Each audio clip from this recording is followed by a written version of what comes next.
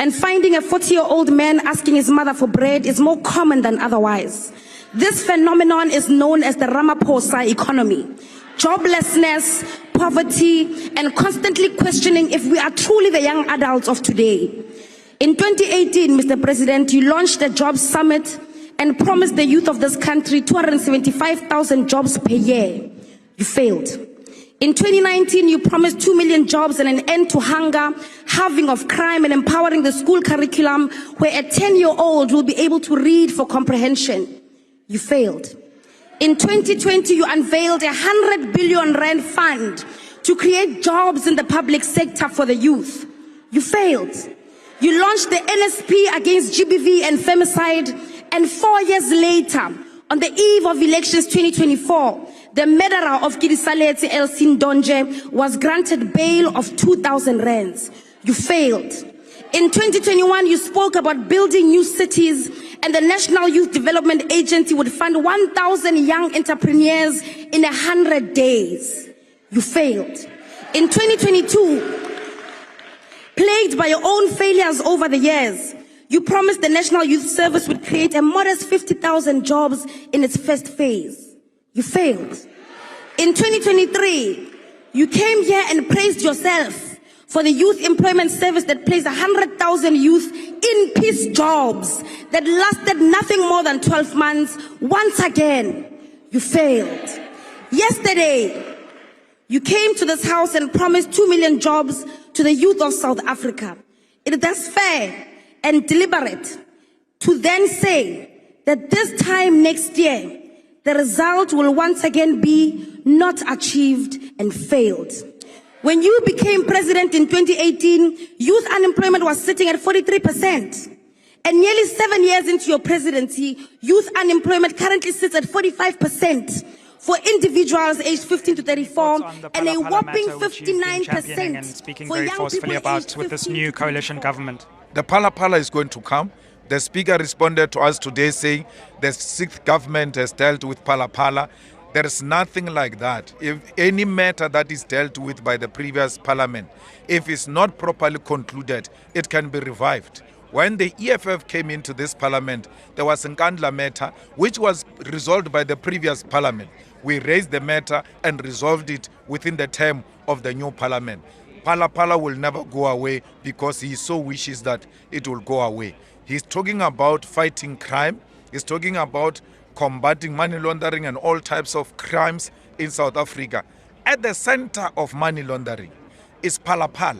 As long as Pala is not being attended to demonstrate our commitment to anti-money laundering state, other countries will never take us serious, because there is a matter which is clear and open before all institutions and before parliament, yet nothing has been done. A nation with the highest unemployment rate in the world. Men created unemployment in this country is not really accidental. It's something that was created by this 30 years of mismanagement and corruption. And right now, when you have this grand coalition of these parties with divergent policies and values, I'm not really sure how they're going to address this. That's what we expected the president to deal with. We have a massive challenge of undocumented foreigners, millions of them. And I thought we'll hear the president actually saying, look, at South Africa, we are going to deal with these matters head on. We cannot allow a situation where our businesses in our communities taken over by people who don't know in the first place how they came into this country, how they brought money into our country, how they are taking it out. These are issues that I believe needs to address. We have, 86 people being murdered in this country. The world has never seen a nation murdering each other than what we are seeing here. And these are issues that I believe personally that we're missing out of the president's address. The president focused on promotion and selling this dream of government of national unity. Greeting as Chair to President of Africa, Jacob Zuma. The President of the Republic, Khotsontat. The Deputy President of the Republic, Khotsontat. Khotso ma Afrika. Using the the aphorism of Motuki Motukabatu, one of my favorites. But the concept is meaningless when there's no relation. There must be just for statement to have a meaning. If I say I am because of you, it's difficult to be I am because of you when you have something that belongs to me.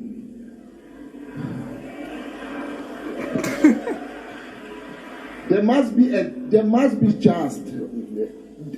When it's injustice, it's difficult to be you, to be who I am because of you. If you can give me my land back, then I am because of you. Kids.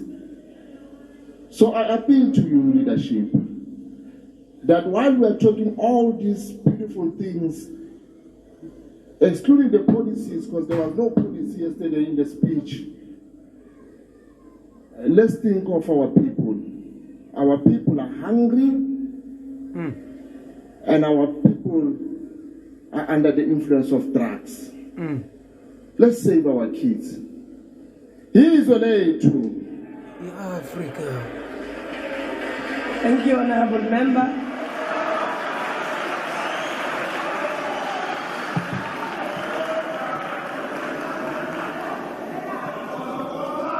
Right. Thank you, Madam Speaker. In view of time constraints, I will simply say all protocol observed. Thank you. In view of time constraints, I rise here on behalf of Umkhonto weSizwe, the party which I lead in Parliament, and the party which was I rise here on behalf of Umkhonto weSizwe, the party which I lead in Parliament, to respond to the speech that was made by the President last night. Our position is as follows. The establishment of the Government of National Unity is singularly a very cruel joke by the Ramaphosa faction of the ANC and the Democratic Alliance, perpetuated against the oppressed and downtrodden masses of our people. Our people are painfully aware that it would be impossible to create a united nation in South Africa unless the legacy of colonialism and apartheid was addressed. For a very long time, South Africans have been constituted by two nations, one black, poor and economically disempowered and excluded, and the other white, rich, and in command of most of the means of production, material, and incorporeal resources and advantages of our society. These are not my words. These are the words of the former president, Thabo Mbeki. He uttered these words many years ago, and nothing has changed.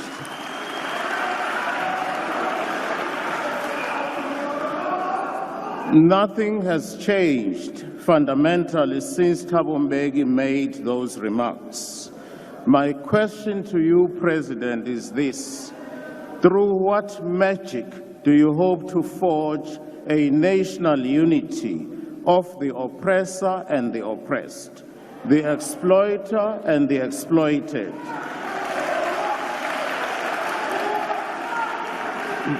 The rich capitalists and the rich capitalists and the toiling and exploited working class. Our position is very clear. When the ANC could not secure majority, it became desperate, and the government, so-called Government of National Unity, was no more than a desperate and deliberate attempt to hold on to power. That's what it's all about. That's what it's all about. Now, if the ANC formed the so-called Government of National Unity on the basis that it was the largest party, you ask yourself, why was that principle not extended to the province of KZN?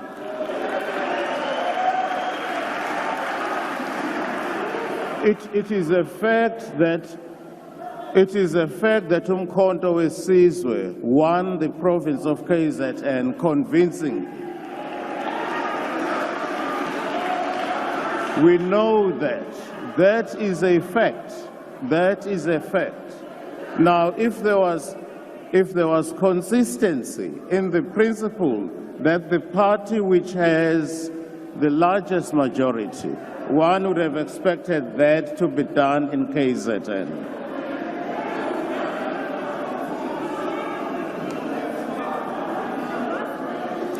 The students of political science, Mr. President, will tell you a simple fact.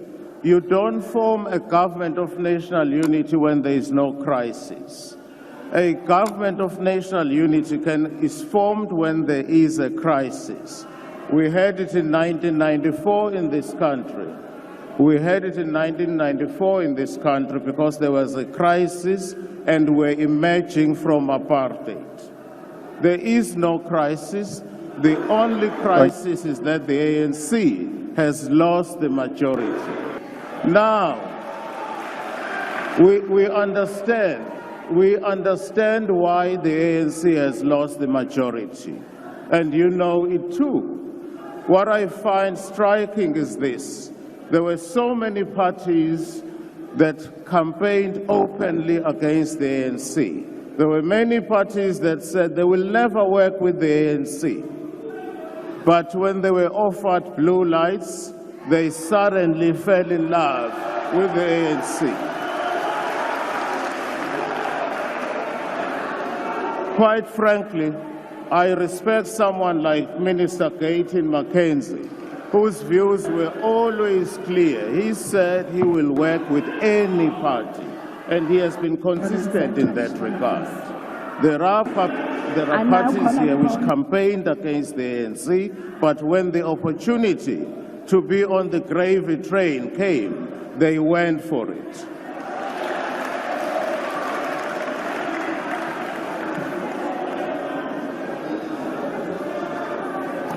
The MK party is very clear. We are aware that your propagandists have been spreading the lie that a national unity government in South Africa could help deepen democracy because it means no one political party can impose its agenda on all and sundry. But we are not fooled, Mr. President. We are not fools. It is very clear that the DA has a veto power in respect of the so-called government of national unity. The MK party was excluded and denied participation in the sellout GNU because we do not agree. Because we do not agree with the ANC and the DA racist on many fronts. In our manifesto, we were loud and clear.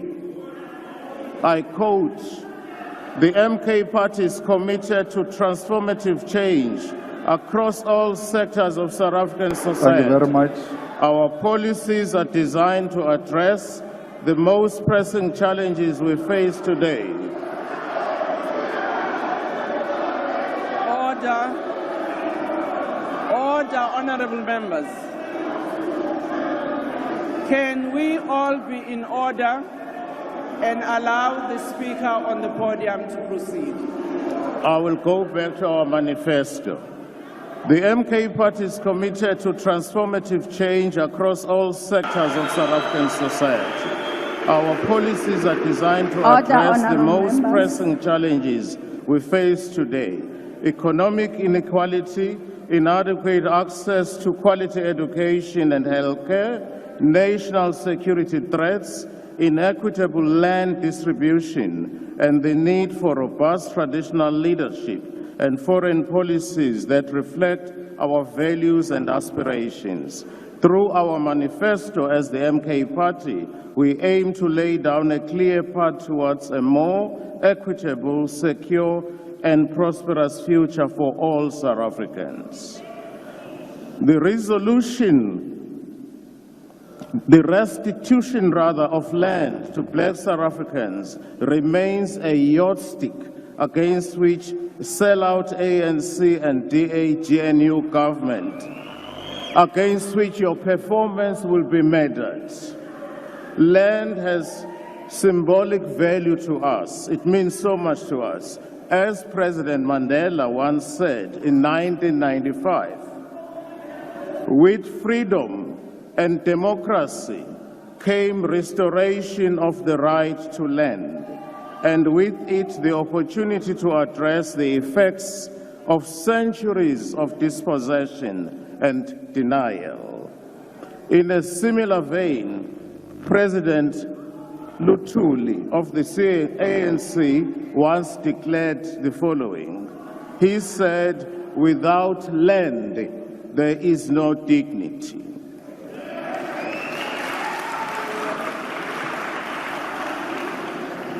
Our own President, Umsholozi, said the following. He said the following, "Inkinga zethu zaqala ngesikhathi kufika abamhlophe kuleli. Bathatha umhlaba wethu, bathatha nomcebo wethu, bafika nomthetho wabo, bazenzela unothanda nje. Namhlanje asinamhlaba, namhlanje asinamfuyo, konke kwathathwa ngesihluku. Salwa silwela umhlaba wethu, asizange sivele siwanike abelungu." At this point, I want to recognize our traditional leaders who are here as part of Umkhonto weSizwe, because in Umkhonto weSizwe, we believe that the land belongs to the nation and the land belongs to the people. His Majesty, the King of the Khoi and the San people, Glen Taiposh. His Majesty, King Dalindyebo Matutu.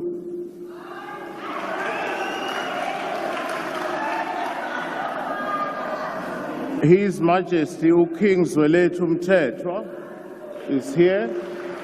And finally, our own President is a king, Ubaba Zuma. Yes, he is. Order. Our position is very clear. Order. Our position is very Honorable clear. Honorable members, when we are heckling, we can do so without drowning the speaker. If we want to converse among ourselves, we can also do so without drowning the speaker. Can we please allow the speaker to proceed? Our position is very clear. Umkhonto weSizwe was formed because we believe that the ANC of Ramaphosa is not capable of delivering. It has failed dismally. It has failed the... Honorable Speaker, can you take a seat? Honorable Ndlozi, what's the point of order? Thank you, Speaker. There are people in the House, Speaker, who are drowning the Speaker. We never disrupted anyone. Order, honorable members. I want to hear the point of order. What's the point of order, Honorable Ndlozi? I'm saying that you are not protecting the Speaker on the podium. He's being drowned. I've just done that. Because people are losing their heads here. I don't know. Honorable you lost Ndlozi. votes, now you are losing your heads. Listen to the honorable judge. Honorable Ndlozi. With discipline. Honorable Please, Ndlozi, Speaker, take your seat. Protect the Take Speaker your on the seat. podium. Order, honorable members. When we make points of order, we do just that. We don't have a debate. Can we now ask Honorable Hlope to proceed with his speech?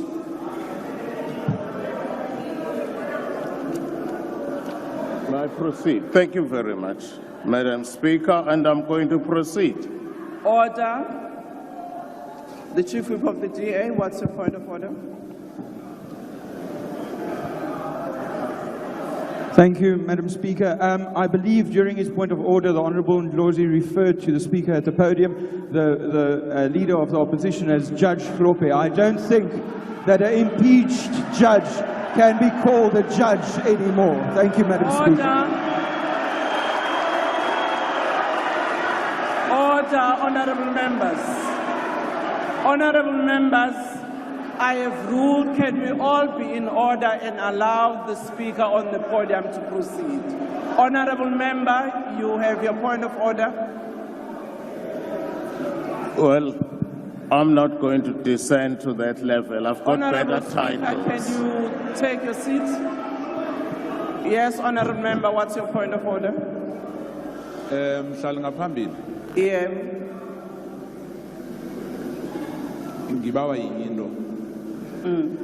I know that you are not sitting there as umuntu wakwagogo. Sibawa ukuthi indlu kube ne-order ngoba into leyenzeka nje mase kunomunye in particular ama-racists makakhuluma la will respond with the way they are Order, honourable member. Judge Hlope akaliswe our leader ukuthi aqede speech sakhe, please. Honourable member. We have listened to Chief Whip ANC. Please take your Azange seat. simdisturbe, please. Ngicela ukuthi amalunga ahloniphekile alendlu yesishayamthetho sonke silalelane. Ngikhulumile nani nonke ngathi sicela ukuthi sinikeze umuntu oseqongeni akwazi ukukhuluma. Kodwa nonke uma senikhuluma senixokozela akazukwazi ukuthi simuzwe. Nathi thina ke esimxhasayo ngicela nje ukuthi sonke simlalele. Qhubeka lunga elihloniphekile. Thank you, Madam Speaker. Mr. President, in 2022, the World Bank reported that inequality in South Africa gave South Africa an inequality in South Africa. South Africa is a country which has a problem to do with inequality. It reported that 80% of the country's wealth was in the hands of 10% of the population. And it is the black population who factor most in the poorest category. The report places the blame for the income disparities directly on race. The legacy of colonialism and apartheid, rooted in racial segregation, continues to reinforce inequality in South Africa, the report stated. This is clear proof that the end of formal apartheid in 1994 did not end the real problems that we have in this country. And against that, I'm asking you, President, how are you hoping to sustain the so-called government of national unity when your interests are fundamentally and diametrically opposed in the so-called government of national unity? As the MK party, we are interested in genuine and real transformation of South Africa. This cannot simply mean having a nice, toothless constitution or so-called world's best constitution. We are not and can never be satisfied with our judges regurgitating Roman law, which was imported into this country through the genocidal force and forced down our throats. When we were colonized, we had our own systems of justice in place. African customary law, which is close to our heart. Colonization brought with it a foreign legal system, Roman Dutch law, and this was done in order to protect and preserve the interests of those who colonize us. I challenge you to tell me a single country in Europe which is governed by African law. A single country in Europe which is governed by African law. If you can't tell me, why do we allow Roman Dutch law, which does not reflect the views and the aspirations of the majority of the people in this country? Why do we allow that to be a system in place? Why? The conclusion is inescapable that that legal system is there to preserve the interests of the privileged white minority in South Africa at the expense of millions of poor black people that we represent in this parliament.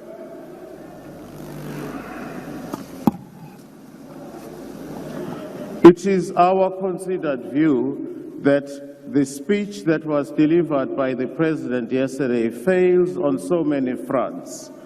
The President mentioned building infrastructure in rural areas.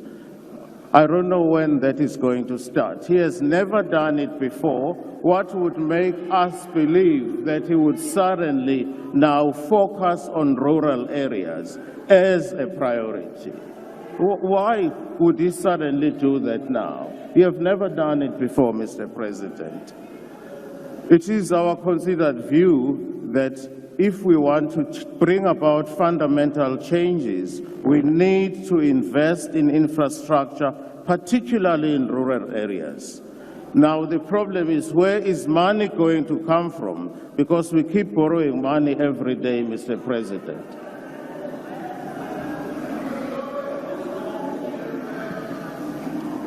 Our view is further that we need serious agrarian revolution in this country to turn things around in agriculture. We need agrarian revolution, which has been lacking. Rural areas in the main have not been taken seriously.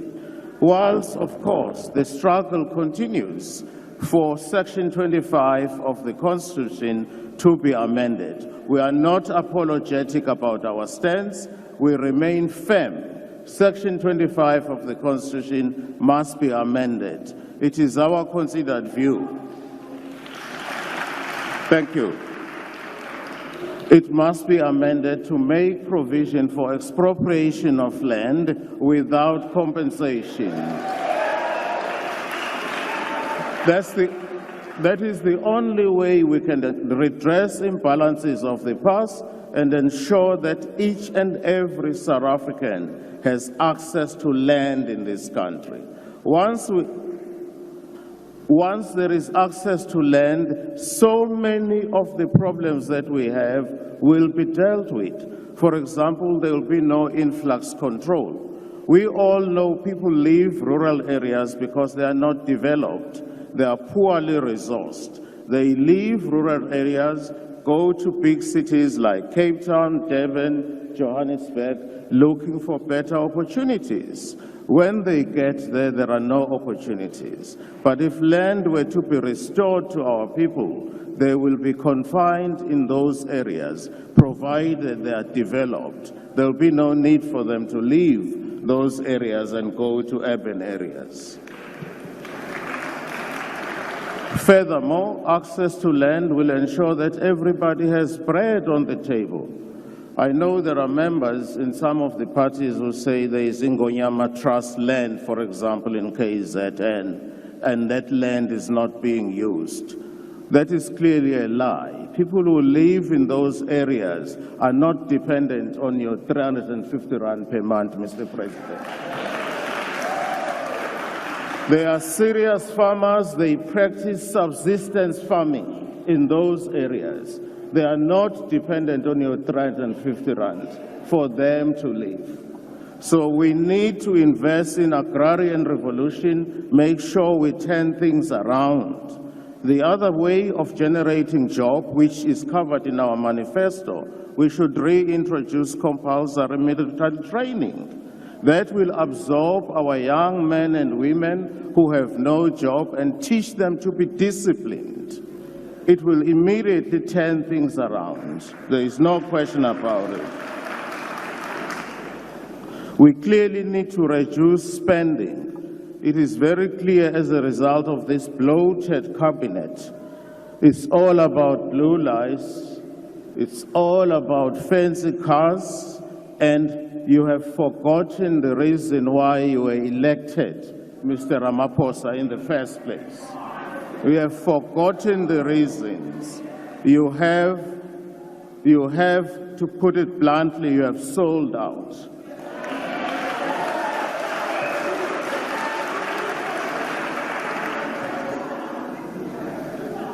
We in the MK will continue to fight for Section 25 of the Constitution to be amended. We will continue to fight for the improvement of the quality of the life of our people, particularly those who live in rural areas, who are by and large black, and I'm using the term black generically. Until those aspirations, we will continue to fight. We will do it in a peaceful and lawful manner. There are parties here, some of them are in government, in the government of national unity. I've heard some people, ministers, advocating the death penalty. That is unconstitutional, and nobody has said they are acting unconstitutionally. The death penalty was outlawed in this country way back in 1995. Now, to find a cabinet minister advocating death penalty without the Constitution being amended is ridiculous. Where we come from in the MK party, we will continue to act within the law, and it is our right as politicians to act within the law so that the law can be changed, so that it will benefit the majority of the people in this country.